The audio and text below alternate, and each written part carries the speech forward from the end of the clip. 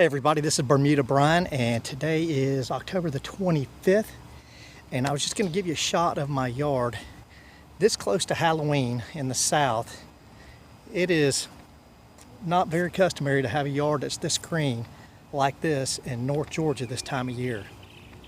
This spot right here is from cornhole. A couple weekends ago we had a get together at the house for a football game, but for it still to have this type of color, I've never had this type of color this time of year, so I'm pretty happy with it, and that's why I just wanted to throw this video out there and show everybody. Short, quick video.